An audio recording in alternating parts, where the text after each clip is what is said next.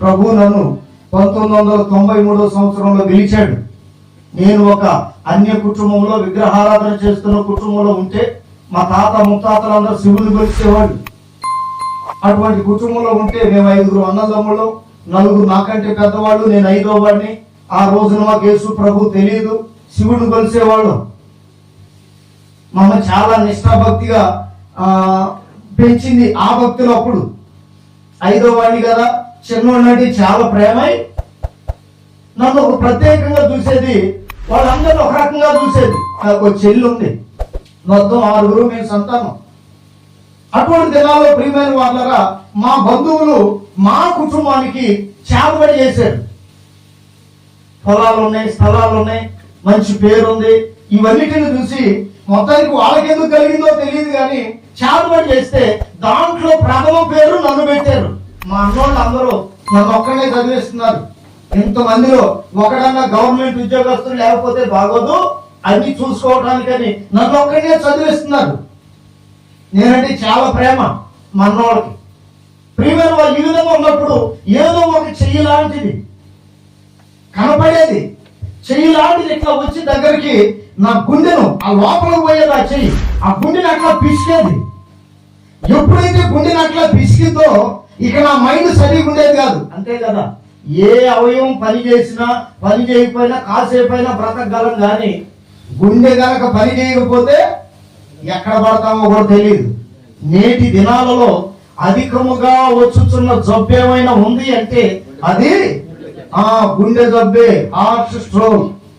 గుండె నొప్పి ఆగిపోవటమా లేకపోతే బాగుపడటమా, ఈ రెండింటి మీద జరుగుతూ ఉంది. అందుకని దేవుడు అట్లా పట్టుకునేది. ఇక నా మైండ్ సరిగా ఉండేది కాదు. ఎటంటే పరిగెత్తేవాడినంట. పరిగెత్తి అవి ఎప్పుడు నన్ను విడిచిపెట్టి పోతాయో అక్కడ పడిపోతే అక్కడ నుంచి మోసుకొని వచ్చేవాళ్ళంట మా అన్నోళ్ళు. ఇది నా 8 సంవత్సరాల వయసు నుండి 13 సంవత్సరాల వయసు వరకు నేను పడినటువంటి కష్టం. అటువంటి పరిస్థితుల్లో హాస్పిటల్కి తీసుకెళ్తే ఏ జబ్బు లేదని చెప్పేవాళ్ళు డాక్టర్లు. భూత వైద్యుల దగ్గర తీసుకెళ్తే ఏదో వాళ్ళకు తోచింది వాళ్ళు చెప్పేవాళ్ళు. ఎందుకంటే వాళ్ళు అందరూ కూడా ఒక్కడనే ఆరాధించరు కదా, ఎవరికి ఇష్టం వచ్చింది వాళ్ళు ఆరాధన చేస్తారు. ఎవరు చెప్పింది వాళ్ళు చెప్తూ ఉండేవాళ్ళు. వేల రూపాయలు తగలేసినా వాళ్ళని తీసుకొచ్చి బాగు చేయించినా బాగయ్యేది కాదు. నా పరిస్థితి అట్లానే ఉండేది. ఒకరోజు వాళ్ళు వచ్చి బాగు చేసిపోయినా ఆ పూట కొంచెం బాగుండేది, ఇక తరువాత నా బాధ నాదే. అటువంటి శపితమైన జీవితంలో నడిపించబడుతున్నప్పుడు 5వ ఏట 8వ సంవత్సరం అంటే నాకు పెద్ద వయసు కూడా లేదప్పుడు, ఏం తెలియదు. 13వ సంవత్సరం వచ్చేటప్పటికి నా బ్రతుకంతా కూడా అంత మంచం మీదే అయిపోయింది. చిన్న పిల్లలు ఆడుకుంటుంటే వాళ్ళకి చేర్చుకునేవాడిని. నాకెందుకు ఈ బ్రతుకు, నేనేమన్నా తప్పు చేశానా పాపం చేశానని చెప్పి ఏడ్చుకుంటా ఉంటే ఎవరొచ్చి ఆదరించినా నా బాధ నాలో నుండి పోయేది కాదు. 13 సంవత్సరాల వయసులో 5వ ఏట ఈ చాదవడి శక్తులు నన్ను బాగా బలహీనపరిస్తే నోరు తెరిచి మాట్లాడలేని పరిస్థితిలోకి వెళ్ళిపోయా. నా కళ్ళు నేను తెరవలేను, నా చెయ్యి నేను ఎత్తలేను. ఇక అందరూ మా బంధువులందరూ నన్ను అప్పుడు మెంటల్ రామారావు అనేవాళ్ళు. నా పేరు రామారావు ఫస్ట్, నన్ను మెంటల్ రామారావు అనేవాళ్ళు. అరే ఆ మెంటల్ రామారావు కూడా చచ్చిపోయేటట్టు ఉన్నాడంట, వెళ్ళి చూసేద్దాం చివరి చూపని వచ్చేవాళ్ళు. ఏం చేయగలుగుతారు ఎవరైనా? వచ్చేవాళ్ళు, ఏడ్చేవాళ్ళు, వెళ్ళిపోతుండేవాళ్ళు. తర్వాత మా అమ్మ చెప్పేది నాకు, ఎవరైనా చూడాలనుకున్న కళ్ళు అట్లని చూసి వెళ్ళేవాళ్ళంట. అటువంటి శపితమైనటువంటి జీవితంలో నడిపించబడుతున్నటువంటి నా బ్రతుకులో ఎవరో మీలాంటి సేవకుడు, స్తోత్రం కలుగును గాక, ఆ కాలానికి దేవుడు ఎన్నుకున్న సేవకుడు, హల్లెలూయా, ఆయనకు దేవుడు బయలుపరిచాడు. లేకపోతే ఆయనే దేవుడి రూపంలో వచ్చాడో తెలియదు. ఈ రోజు వరకు నేను ఆ సేవకుని చూడలేదు. చాలా ప్రాంతాల్లో వెతికా, అటువంటి ఆయన కనపడతాడేమోనని. ఇంతవరకు కనపడలేదు. నాకు అర్థమైంది ఏంటంటే అప్పుడు దేవుడే ఓ మనిషి రూపంలో వచ్చాడేమో అని నేను అనుకున్నాను. మా అమ్మ నాన్నలు కూడా ఇప్పటికీ అదే విశ్వసిస్తారు, స్తోత్రం కలుగును గాక. అటువంటి సమయంలో మా ఇల్లు ఎత్తుక్కుంటూ వచ్చి చెప్పాడట, మీ ఊర్లో వాళ్ళందరూ చెప్పారు మీరు కష్టాల్లో ఉన్నారని, వాస్తవానికి ఎవరైనా సేవకుడు వెళ్ళకపోతే చెప్తారు, ఈ విగ్రహారాధకులకు ఎవరు వస్తారు? ఏమండి, విగ్రహారాధన చేసేలకు వెళ్తే ఊరుకుంటారా? ఈ రోజులు కాస్త తక్కువ, ఇళ్లలో కన్నా తీసుకెళ్తున్నారు. అప్పుడు బయటే లోన కూడా పిలిచేవాళ్ళు కదా, పాస్టర్ గారా సరే అని చెప్పి వీళ్ళు రమ్మనేవాళ్ళు. దేవుని స్తోత్రం కలుగును గాక. ఓ విలువనిచ్చిన దేవుని కూడా ఎరగని జనులు కావటం వలన దేవుని యొక్క విలువేమిటో, ఆయన సేవకుల యొక్క విలువేమిటో ఎరగని ఆ దినాలు కూడా అంత భయంకరంగా ఉంటే, ఆ సమయంలో ప్రియమైన వాళ్ళరా ఈ సేవకునికి ఎవరు చెప్పింది లేదు, కానీ దేవుడే అట్లా మాట్లాడేడేమో అని నేను అనుకున్నాను. తర్వాత వచ్చి చెప్పాడంట, ఇదిగో మీరు డాక్టర్ దగ్గరికి వెళ్ళారా? వెళ్ళారు. బాగైందా? బాగాల. మీరు భోగవైద్యుల దగ్గరికి వెళ్ళారా? వెళ్ళారు. బాగైందా? బాగాల. మీరు నమ్ముకున్న దేవుని యొద్దకు తిరిగారా? తిరిగాం. నిజమే, అప్పుడు నన్ను చాలా అక్కలు తిప్పారు మమ్మల్ని. శివకాశి మద్రాసు అవతల అక్కడ తీసుకెళ్లి చుట్టూ గుడి చుట్టూ 101 తిప్పి బార్లను పడుకోబెట్టేవాళ్ళు, సన్యాలతో స్నానం చేయించి. అటువంటి పరిస్థితుల్లో కూడా అంత భయంకరమైన కష్టం అనుభవించిన ఆ శక్తుల నుండి విడుదల కలగలేదు. అయితే దేవుని బిడ్డలారా, దేవుని సేవకులారా, ఇక ఆ తర్వాత ఈయన వచ్చి చెప్పాడు, ఇట్లా బాగాలేదు కదా, బాగాలేదని చెప్పని అన్నారు. అప్పుడు ఆయన అన్న మాట ఏమిటంటే, నేను ఒక మాట చెప్తాను మీకు, వింటారా అని. ఇంతమంది చెప్పంగా విన్నాం కదా, మీరు చెప్పింది కూడా వింటామన్నారు. సరేనని చెప్పి అప్పుడు ఈ మాట చెప్పాడంట, ఫలానా దగ్గర యేసు ప్రభు మందిరం ఉంది, అక్కడికి వెళితే మీరు బాగుపడతారు అని దేవుడు చెప్పమని నన్ను పంపించాడని చెప్పాడంట. అసలు దేవుణ్ణే ఎరగిన వాళ్ళు ఇంకా ఆయన సేవకుడు చెప్తే వింటారా? మా 3 అన్నయ్యకి మహాకోపం. ఆయన అన్నాడంట, ఇదిగో మాకెంతమందో తెలుసా? ఎవరికి? అసలు ఎవరో అడ్రస్ లేని వాళ్ళకి ఎంతమంది అయినా ఉండొచ్చు అని అంటారు. కాదంటే అడుగుతారు నన్ను, అంతే కదా. ఇప్పుడు అడ్రస్ తెలియనప్పుడు ఊరంతా చుట్టాలే. అడ్రస్ తెలిస్తే ఏ ఇంటికి వెళ్ళాలో ఆ ఇంటికి వెళ్ళగలుగుతాం. వారే ప్రేమించగలుగుతారు, వారినే మనం ప్రేమించగలుగుతాం. అట్లాగూ అడ్రస్ తెలియనప్పుడు మా అన్నయ్య అన్న మాట ఇది, మాకెంతమందో తెలుసా? ఎంతమందికి చేతగాంది ఆయన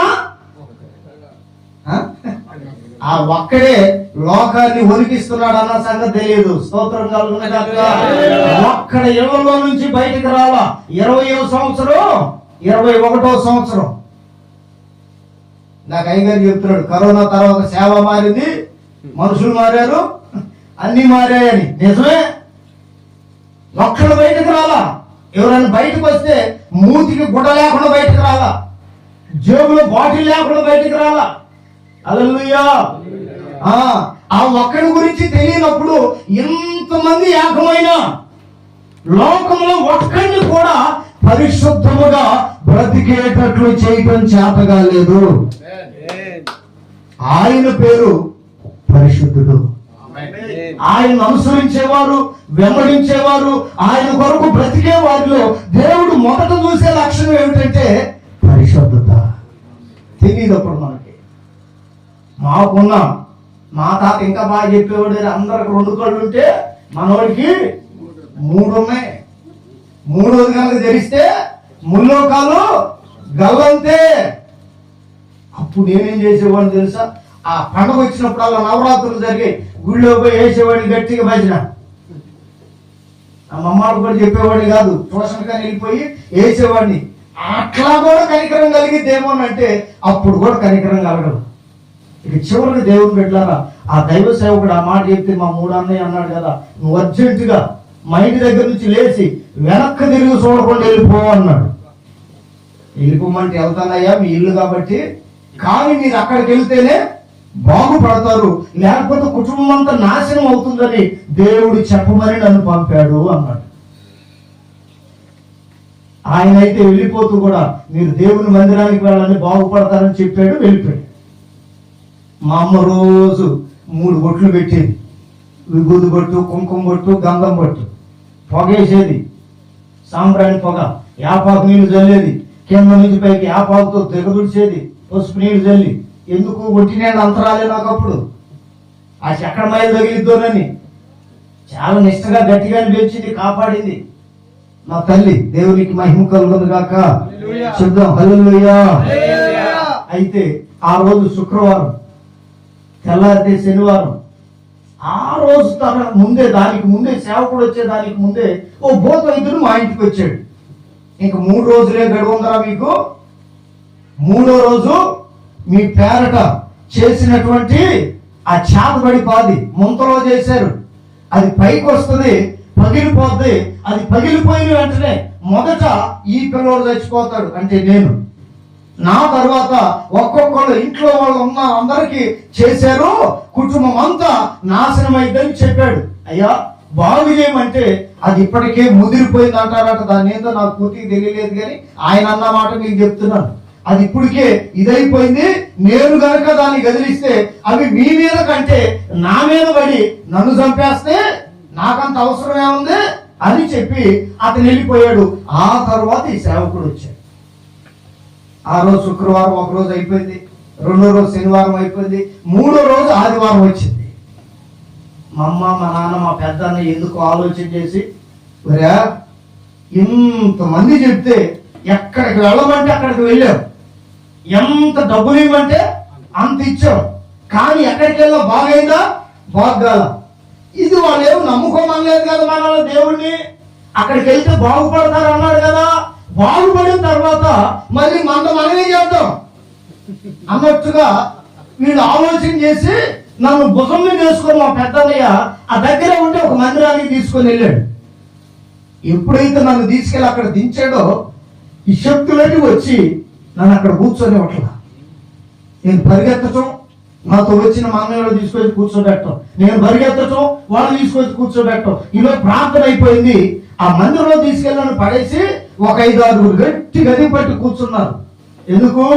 పరిగెత్తుతున్నానని. నోరు తెరిచి చెబుదామంటే నా నోటి అంటే మాట రావట్లా. ఆ శక్తులను తొక్కుతున్నాయి, మాట రావట్లా. కళ్ళంటే నీళ్ళు వస్తున్నాయి. అట్లాగే అర్థం చేసుకుంటారేమోనంటే వాళ్ళకి అది అర్థం కావట్లా. కొద్దిసేపటి తర్వాత ఎక్కిళ్ళు వచ్చినాయి అంట. ఎక్కిళ్ళు వచ్చిన ఒక 5 నిమిషాలకి నా ప్రాణం పోయింది. స్తోత్రం కలుగును గాక. ఎన్నప్పుడు సంతోషం లేదు ప్రాణం పోయిందంటే. నా ప్రాణం పోయింది, ఆగిపోయింది. మా అన్నయ్యోళ్ళు వచ్చిన వాళ్ళందరూ ముక్కు దగ్గర చేయి పెట్టి చూశారంట, నాడి పట్టుకొని చూశారంట. చచ్చిపోయాడని నిర్ధారణకు వచ్చి గట్టిగా ఏడవటం ప్రారంభించారంట దేవుని మందిరంలో. ఇంతకాలం నుంచి మేము కాపాడుకొస్తూ ఉంటే ఈ దేవుడు ఏకంగా నా కొడుకుని చంపేశాడు. నిజమే కదండి బాబు, చచ్చిపోయాడు అంటలా. మరి మా దేవుడిని మేము ఆరాధించినప్పుడు అప్పుడప్పుడు చూసేవాడు, కొద్దిగా తినేవాడు, అప్పుడప్పుడు మాట్లాడేవాడు. ఇప్పుడు ఏకంగా చచ్చిపోయాడంటే బాగుండేది, చంపేశాడని చెప్పి గట్టిగా ఆడటానికి చేశారంట. ఆ దైవ సేవకుడు బలిపీఠం దిగొచ్చి మన పక్కకు పోమని చెప్పి నా తల మీద చేపెట్టి చిన్న ప్రార్థన చేశారంట. అది ఎంతో ప్రార్థన కాదు, యేసు నామములో పో అన్నాడు. ఎప్పుడైతే ఆ మాట అన్నాడో నా అంతట నేనే లేచి కూర్చున్నాను. చప్పట్లు కొట్టి వీళ్ళకేం అర్థం కాల. ఎప్పుడూ జరగదు, ఎప్పుడూ తెలియదు, ఎప్పుడు ఇది జరగనటువంటి కార్యం. ఎప్పుడైతే నా అంతట నేను లేచి కూర్చున్నానో నాకు తెలియని ఓపిక వచ్చింది. నన్ను మోసుకొని వస్తే నేను నడుచుకుంటా మా ఇంటికి వెళ్ళిపోయాను. ఇంటికి వెళ్ళిపోయినా తీసేసినన్ని మళ్ళీ వేసారు, అంతే కదా. తీసేసినన్ని నెలలో ఈ కాళ్ళకి చేతులకి ఎక్కడ కట్టాల్సిన అక్కడ కట్టారు. మళ్ళీ మా అమ్మ దానికి తోడు ఇదేసింది, దూపం వేసింది, యాపకు దిగ తొడిచింది, పసుపు నీళ్లు చల్లింది. చాలా బాగా చేసేది మా తల్లి. దేవునికి మహిమ కలుగును గాక. ఇవన్నీ చేసినా ఎందుకో నా మనసు తేలిక అనిపించింది. నేను పట్టాభిపురంలో చదువుకున్నాను, గుంటూరులో. ఆ 2వ లైన్లో ఉంటుంది పట్టాభిపురం హై స్కూల్ అని. ఒక మీ అందరికి తెలిస్తే దేవునికి మహిమ కలుగును గాక. అక్కడ నేను చదువుకున్నాను. ఆ 2వ లైన్లో దిగి నడుచుకుంటూ వెళ్తున్నాను. ఆకాశం నుండి నాకు ఒక స్వరం వినపడింది, నా కుమారుడా అని. మా అమ్మ మా నాన్న ఏమన్నారంటే, నీకు వచ్చే ఆస్తి కంటే ఎక్కువ ఖర్చు పెట్టావు, నీకు ఇక నీ కోసం మేమేం ఖర్చు పెట్టం, ఉంటే ఉండు చస్తే చావు అని మాట్లాడిన మాటలు నాకు గుర్తున్నాయి. నన్నెంత ప్రేమగా పిలిచేవాళ్ళు ఎవరు? మా అమ్మ మా నాన్నే చస్తే చావు బతికితే బతుకంటే ఇంత ప్రేమగా నన్ను పిలిచేవాళ్ళు ఎవరని నేను పట్టించుకోవాలా. రెండోసారి కూడా వినపడింది, వెళ్ళిపోతున్నా. మూడోసారి ఏదో తెలియని ఆత్మ నా మీదకి వచ్చినట్లుగా నాకు అర్థమైంది. ఆత్మ తాకిడికి తట్టుకోలేక నేను కాలువ పక్కన పడిపోయా, పుస్తకాలు అక్కడ పడిపోయి ఏమో తెలియని మాటలో నాలో నేను మాట్లాడుతూ ఉన్నానంట. ఆదివారం బ్రతికించాడు, సోమవారం జరిగిన సంగతి ఇది. నాలో నేను ఏదో మాట్లాడుతుంటే పొద్దున పోయాడు పిల్లవాడు, స్కూల్కి ఇంకా రాలేదని మా అమ్మ మా నాన్న 3 అన్నయ్య ఎత్తుకుంటా వచ్చారంట. అక్కడ చూసేటప్పటికి నాలో నేను ఏదో మాట్లాడుకుంటున్నా. అది నాకు సంతోషం ఉంది, కానీ చూసే వీళ్ళకి ఏమనిపించిందంటే మెంటల్ వచ్చింది వీడికి అనుకున్నారు. ఈవిడు నీకు కొడుకు కాదు, నాకు తమ్ముడు కాదు, ఇంటికి తీసుకొని మెంటలోడు అంటారు, ఎక్కకొట్ట ఆడేసేస్తాడు పదని అక్కడ పడేసి వదిలిపెట్టి ఇంటికి వెళ్ళిపోయారు. 3 నెలలు గుంటూరులో నాకు అంతమంది బంధువులు ఉన్నా, తెలిసిన వాళ్ళు ఉన్నా, కుటుంబం ఉన్నా, ఎవరు లేనివాడుగా తిరిగేవాడిని. గుంటూరులో ఓ స్వరం వినపడేది నాకు, నా కుమారుడా నేను అనేక జనులు ఎదుట నేను సాక్షిగా నిలబెడతాను, అన్ని జనులు ఎదుట నీ నామాన్ని గొప్ప చేస్తానని ఓ స్వరం వినపడేది నాకు. ఆ స్వరం వినపడప్పుడు చాలా సంతోషం అనేది అనిపించేది నాలో నాకు. తర్వాత ఆఖరి బాధకి తట్టుకోలేక మళ్ళీ ఇదేం సేవో ఇదేం స్వరమో అర్థం కాదు కదా, తెలియనప్పుడు అట్లా జరిగేది అన్నమాట. 3 నెలల తర్వాత మరలా ఎందుకో ఎత్తుక్కుంటా వచ్చారు మా అమ్మ మా నాన్నోడు. నల్ల చెరువు అని ఉంది గుంటూరులో, ఎవరైనా ఉన్నారు ఇక్కడ? రైట్. నల్ల చెరువులో సత్రం ఉండేది. ఆ సత్రంలో నేను పడుకునేవాడిని. సాయంత్రానికి ఎటు తిరిగినా కానీ వాళ్ళు వచ్చి చూస్తే ఎంట్రుకలన్నీ పెరిగిపోయి, బట్టలన్నీ మాసిపోయి, 3 నెలలు అవుతుంది కదా, గుర్తుపట్టలేని స్థితిలో ఉంటే మొత్తానికి నన్ను ఇంటికి తీసి క్రాప్ చేయించి ఇంటికి తీసుకెళ్లి స్నానం చేయించి లోపలికి వెళ్తుంటే దేవుడి స్వరం వినపడింది, ఆ ఇంట్లో ఉన్న విగ్రహాలు తీసేయి అని.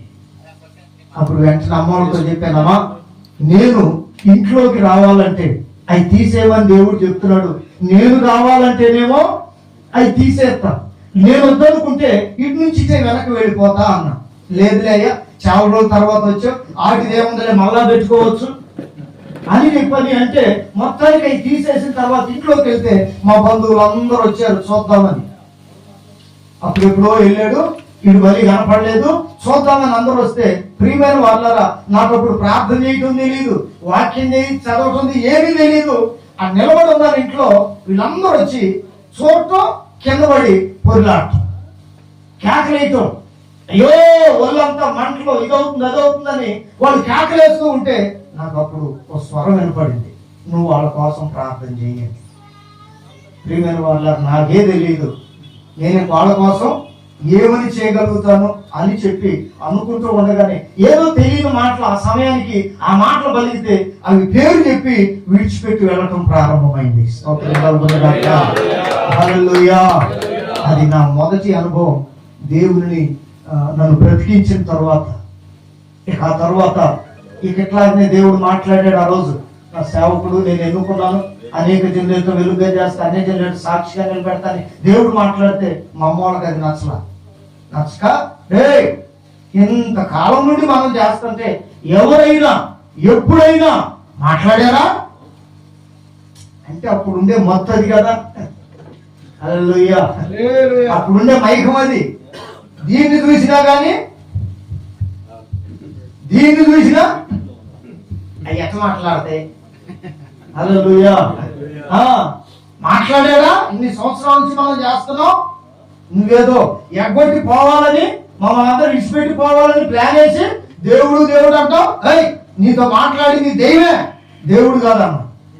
కొన్ని రోజులు వాళ్ళతో ఉన్న తప్పదుగా, కన్నా నేరానికి పుట్టిన నేరానికి ఉన్న తర్వాత ఇక మనసులో తీర్మానం చేసుకొని బ్రతికితే సేవలో బతుకుతాం, చస్తే సేవలోనే చచ్చిపోతాం. ఒకవేళ నేను చచ్చానని తెలిస్తే మీరు రావాలనిపిస్తే రండి, లేకపోతే మీ ఆస్తంతు మీరొద్దని ఆ 1993 సంవత్సరంలో అందరినీ అన్నిటిని విడిచిపెట్టి దేవుడు తను పిలిచిన సేవకు రావడం జరిగింది. ఆ రోజు వాళ్ళు చాలా అన్నారు, సంచి తగిలించుకుని ఇళ్ళ మీకు అడుక్కునే వాళ్ళకి తిరగాలరా, నీకెందుకు ఇంత ఆస్తుంది, కాలు మీద కాలు వేసుకొని బ్రతికినా నీ బ్రతుకు కొనసాగితే ఎందుకు నీకు ఇదని చెప్పని వాళ్ళు చాలా అన్నారు. మా అమ్మ మా నాన్నోళ్ళు అన్నోళ్ళు తెలియనప్పుడు. అయితే దేవుని బిడ్డలారా, దేవుని మహాకృప ఏమిటంటే ఆ రోజు నుండి ఈ రోజు వరకు కూడా చాలా విధాలుగా దేవుడు శ్రమ పెట్టాడు, విశ్వాసాన్ని పరీక్షించాడు, శ్రమలో తోడై ఉన్నాడు. ఏమంటే ఇటువంటి పరిస్థితుల్లో మార్గం కూడా ఆయన నడిపించాడు, కానీ ఏ రోజున చేయి విడవలేదు. ఆమేన్. ఏ రోజున చేయి విడవలేదు. ఆయన ఏ మాట అయితే అప్పుడు చెప్పాడో ఈ రోజు కూడా ఆయన నా పక్షాన దాన్ని నెరవేరుస్తూ ఉన్నాడు.